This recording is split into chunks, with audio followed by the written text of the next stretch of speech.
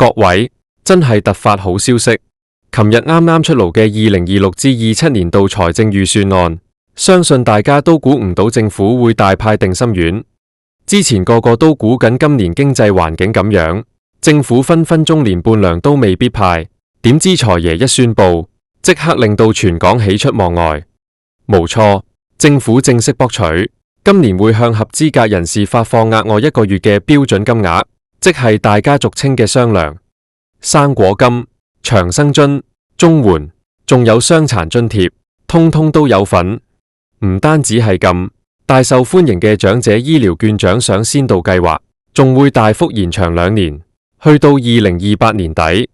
今日我就同大家深入淺出咁逐一拆解呢兩大好消息，到底大家袋落袋有幾多錢？醫療券個500蚊獎賞又要點樣先拎到？點樣用先最作數？各位或者屋企有長者嘅後生仔女，記得坐定定，慢慢聽我為大家詳細分析，保證大家清清楚楚，1蚊都唔會錯過。首先，我哋嚟講下大家都最關心嘅雙糧問題。回想返過去幾年，政府派糖嘅力度一直都有所調整，有時出雙糧，有時出半糧，甚至有時大家會擔心乜都冇。今年2026年財政預算案公布之前，坊間真係有好多唔同嘅猜測，有啲專家話政府財政有壓力，可能只會出半個月，亦有啲人話可能得返針對性嘅津貼。但係當預算案正式宣布，會向領取社會保障金額嘅合資格人士發放額外1個月嘅津貼嗰陣，真係成個社區都振奮咗。呢個雙糧涵蓋嘅範圍非常之廣，無論你係每個月攞緊高齡津貼，即係大家由細聽到大嘅生果金，定係攞緊長者生活津貼，即係長生津，又或者係綜合社會保障援助，即係綜援，甚至係傷殘津貼，只要你係合資格嘅領取者，你就會喺今年嘅特定時間額外收到多1個月嘅錢。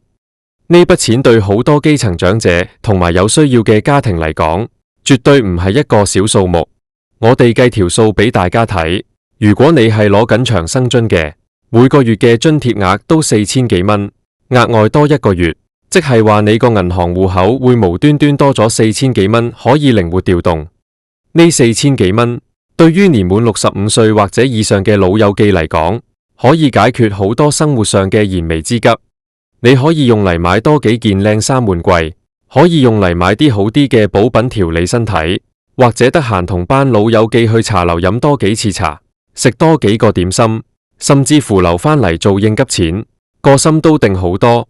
至於攞緊生果金嘅老友記，雖然金額相對少啲，大約1600幾蚊，但係多咗呢筆錢，一樣可以幫補下平時買餸、搭車嘅開支。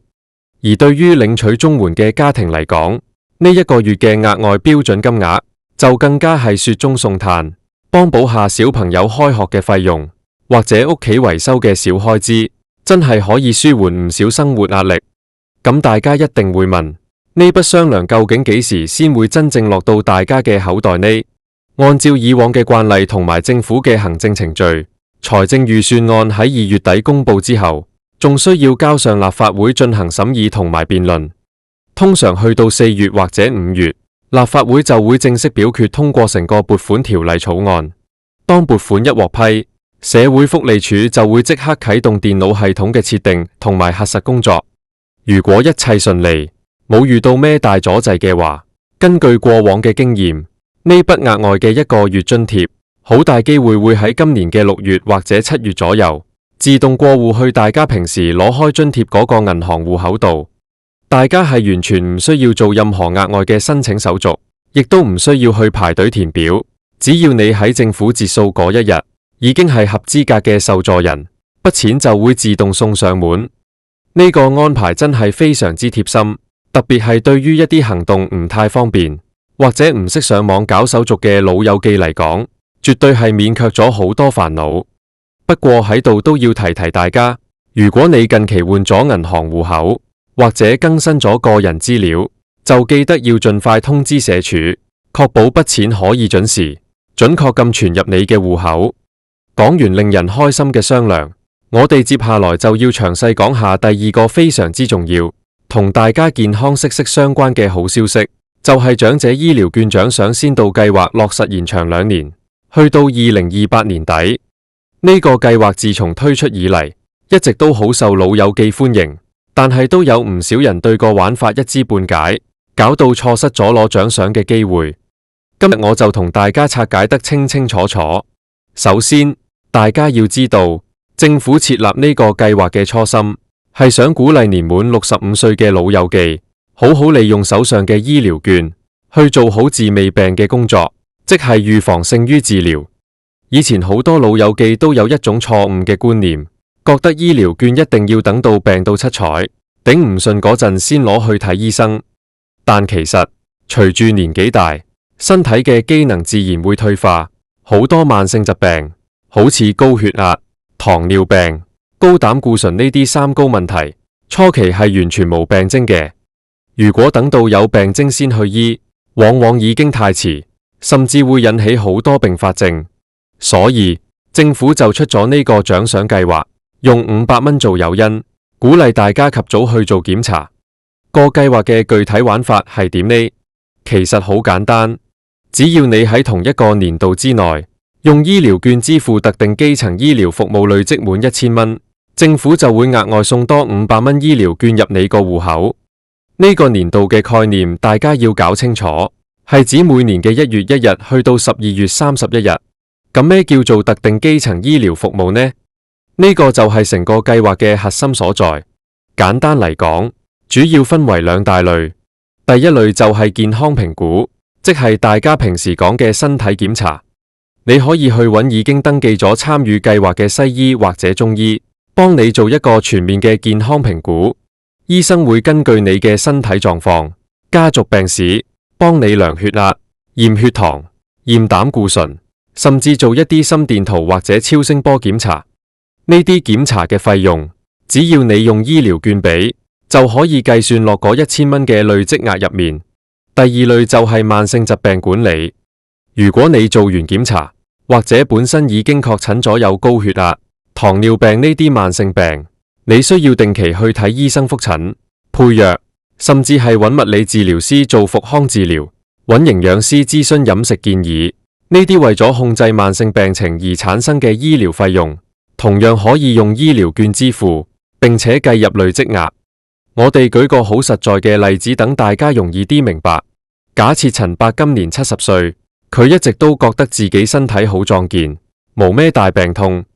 但係聽完我哋呢個分享之後，佢決定響應政府嘅呼籲，去屋企樓下個私家醫生度做個詳細嘅身體檢查。個檢查費用係800蚊，陳伯用醫療券俾咗。做完檢查之後，醫生發現陳伯嘅血糖偏高，處於糖尿病嘅邊緣，於是建議佢3個月後再嚟覆診，同埋抽血驗多次。3個月後，陳伯再去覆診，今次診金連埋化驗費係300蚊。咁陳伯今年用喺特定基層醫療服務嘅錢，就係800蚊加300蚊，總共1100蚊。因為已經超過咗1000蚊嘅門檻，所以電腦系統就會自動識別，並且即時將500蚊嘅醫療券獎賞存入陳伯嘅醫健通戶口入面。陳伯可以用呢多出嚟嘅500蚊去配多幾副老花眼鏡，或者去睇牙醫洗下牙，真係非常之好用。今次2026年財政預算案宣布將呢個計劃延長2年至2028年底，背後嘅意義非常之重大。首先，呢個決定反映咗政府過去幾年推行呢個先導計劃的而且確取得咗好好嘅成效，越來越多老友記願意踏出第一步，去了解自己嘅身體狀況。政府預計延長計劃會涉及額外大約10億元嘅開支，大家諗下，10億元絕對唔係一個細數目。政府願意喺目前財政需要審慎理財嘅環境下，依然撥出咁大筆錢去投資落長者嘅健康度，證明政府係非常有決心去搞好基層醫療。因為從長遠嚟講，如果每個長者都能夠喺社區入面，透過家庭醫生控制好自己嘅慢性病，就可以大大減少佢哋因為病情惡化而需要去急症室或者入院嘅機會。咁樣唔單止長者自己少受啲苦，屋企人唔使咁奔波勞碌，同時亦都可以減輕公立醫院沉重嘅醫療負擔，將寶貴嘅醫療資源留俾真正有緊急需要嘅病人，可以話係一個三贏嘅局面。講開醫療券，我都想順便提提大家一啲近年新增，但好多人仲未係好識用嘅實用功能。其中一個就係配偶共用醫療券。如果兩公婆都年滿65歲，大家可以喺醫健通系統入面登記連結戶口。當其中一方自己戶口入面嘅醫療券用晒嗰陣，就可以名正言順咁用另一半戶口入面嘅餘額。呢個安排真係非常之人性化。因為每個人嘅身體狀況都唔同，有時老公可能多病痛啲，醫療券好快用完，而老婆就健步如飛，啲醫療券年年都有得剩。而家可以兩公婆夾份用，就更加能夠物盡其用。仲有就係，而家醫療券嘅適用範圍已經衝出咗香港，擴展到大灣區多個城市嘅指定醫療機構，好似深圳、廣州、東莞、中山甚至珠海嘅部分醫院同埋牙科診所都可以用。呢個對於一啲選擇返內地養老或者經常往返兩地嘅老友記嚟講，絕對係一個極大嘅方便。你唔需要下下為咗睇個小毛病或者洗個牙，就長途跋涉搭車返香港，喺內地一樣可以享受到香港政府提供嘅醫療福利。其實無論係派雙糧定係延長醫療券獎賞計劃，背後都帶出咗一個好重要嘅信息，就係社會對長者嘅關懷同埋尊重。各位老友記大半生為咗香港嘅繁榮穩定，為咗頭家，辛勤勞碌咗幾十年，到咗晚年，絕對值得擁有一個安穩、有尊嚴同埋健康嘅生活。政府嘅政策固然重要，但係作為子女嘅，我哋嘅關心同陪伴更加係無可替代。喺度，我想同所有睇緊呢條片嘅後生仔女講幾句心底話。平時大家返工可能好忙，好少時間陪父母傾偈，不如就趁住今次財政預算案公布呢兩大好消息，放工返到屋企，主動同爸爸媽媽、爺爺嫲嫲講下呢啲資訊。你可以問下佢哋，阿爸阿媽，政府今年派雙糧喎，你哋收到未啊？諗住攞筆錢去邊度玩啊？又或者幫佢哋打開手機個醫健通應用程式，查下佢哋個醫療券戶口仲有幾多錢，有冇用夠1000蚊攞到嗰500蚊獎賞。好多老友記對住智能手機或者電腦系統都會覺得好頭痛，甚至會因為唔識用而放棄咗自己應有嘅權利。呢個時候就最需要我哋做仔女嘅去從旁協助。你可以幫佢哋預約相熟嘅家庭醫生做身體檢查，甚至喺檢查嗰日請半日假，陪佢哋一齊去診所。醫生講解報告嗰陣，你喺旁邊幫手聽低啲重點，記低要食咩藥，要注意咩飲食習慣。呢種實際嘅行動，比幾多家用佢哋更加令佢哋覺得窩心。有時老人家唔係真係需要啲咩物質上嘅享受，佢哋最想要嘅，只係仔女嘅重視同埋關心。當你主動幫佢哋處理呢啲繁瑣嘅醫療券問題，佢哋心入面嗰種安全感同滿足感，係無法用筆墨嚟形容嘅。另外，我一定要喺呢度加插一個非常之重要嘅溫馨提示。正所謂橋唔怕舊，最緊要受。每次政府一宣布有錢派，或者有新嘅福利政策推出，市面上就實會有班不法之徒趁機出動，四出招搖撞騙。各位老友記，你哋一定要打醒12分精神。如果你無啦啦收到啲不明來歷嘅電話，又或者係 WhatsApp 短信，對方自稱係社會福利署嘅職員、衛生署嘅主任，甚至話自己係銀行經理，同你講話要幫你登記攞雙糧，或者話你個醫療券戶口有異常需要核對資料，然後叫你提供身份證號碼、銀行戶口號碼，甚至係提款卡密碼或者網上理財嘅一次性密碼，你千祈唔好俾佢哋。記住，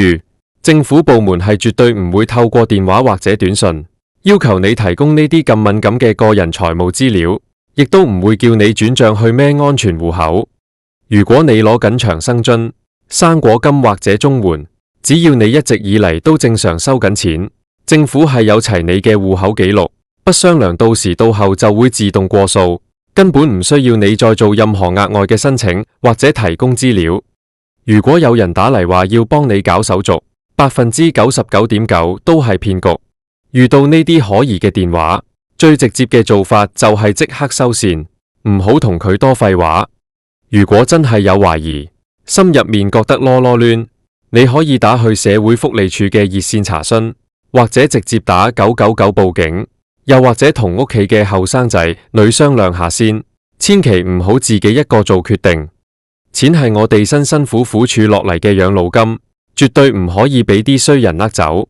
做仔女嘅，亦都要經常提醒老人家呢啲防騙資訊，同佢哋分享下最新嘅騙案手法，等佢哋有心理準備，提高警覺。回顧返成個2026至27年度嘅財政預算案，其實大家都可以睇得出，政府喺制定政策嗰陣，係花咗唔少心思去平衡各方面嘅需要。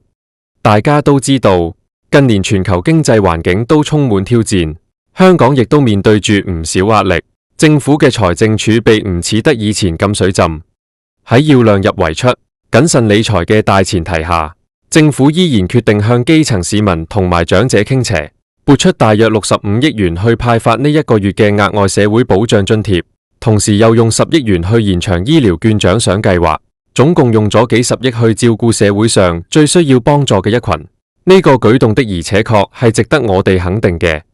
香港人口老化嘅問題越嚟越嚴重，預計去到2046年，每3個香港人入面就有一個係年滿65歲嘅長者。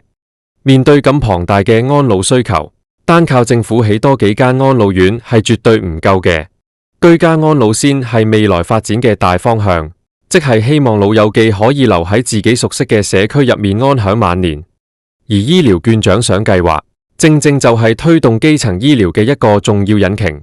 透過獎賞，引導長者將睇病嘅習慣，由以往嘅有病先去急症室，慢慢轉變為平時睇開固定嘅家庭醫生。講返啲開心嘢，呢筆雙糧到手之後，大家有冇諗過點樣用呢？有咗呢筆額外嘅零用錢，大家不妨對自己好啲，例如可以報名參加一啲長者中心舉辦嘅本地1天遊，去西貢食下海鮮，同班年紀相若嘅朋友仔一齊玩下，傾下偈，人都開心啲，後生啲。又或者平時覺得啲海味補品太貴唔捨得買，而家有咗筆雙糧，可以去海味街買少少花膠、冬菇、瑤柱，煲多啲靚湯俾自己同屋企人飲，滋補下身體。有啲老友記甚至會將呢筆錢儲起佢，用嚟包大利是俾孫仔孫女，睇見啲細路仔開心，老人家自己心入面都甜絲絲。其實點用都好，最重要係大家身體健康，開開心心。好啦，總結一下今日同大家分享嘅2大重點。第一，2026年財政預算案為一眾合資格嘅老友記同埋有需要人士帶嚟咗好消息，生果金、長生津、綜援以及傷殘津貼都會獲發放額外多1個月嘅雙糧，大家唔需要自己去申請，大約年中左右就會自動收到好消息。